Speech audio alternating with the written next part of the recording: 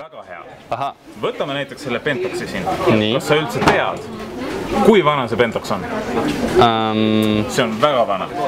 Pentox asutati juba 90 aastat tagasi või isegi natukene rohkem.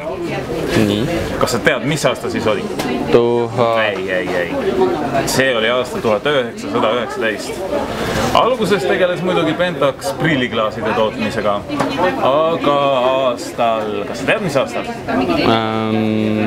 Ei. Aastal 1952 tuli pauk.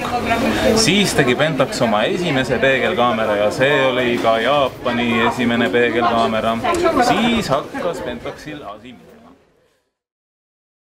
35-aastane kogemus peegeldub ka tema tänastes toodetes.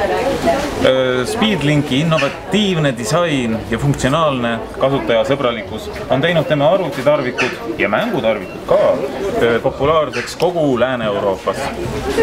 Ja nüüd on sellest võimalik osa saada ka sinu. Olid ju head brändid? Aga see need olid väga head brändid. Aga see Manfrotto... Aitäh! Manfrottost võime rääkida homme pikemalt. Homme võime rääkida Pentoxist, võime rääkida Rocatist, aga täna aitäh tulemast. Mul on ka teisi kliente, palun astuge edasi, jah.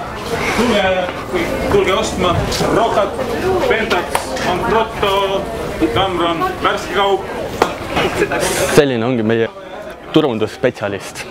Tegelikult oleks vaja tast lahti saada. Meil oleks vaja kedagi, kes oleks loov, tubli ja tänapäevane. Ja kedagi, kes arendaks fotoponti brändi ja kõiki neid brände, millest ta mulle just pikalt pajataks. Põhiliselt internetis, aga mõnel määral ka traditsioonilisi meetodeid kasutades. Võib-olla oled just sina see, keda me vajame. Loe läbi need tingimused, mis on kirjas fotoponti ajaveebis ja saada meile enda CV ja motivatsioonikiri. Aga ära sa ainult siia turu peale kärama tule. Meil on olemas mugav ja moodne kontor, kus seda kõike saab teha palju paremini.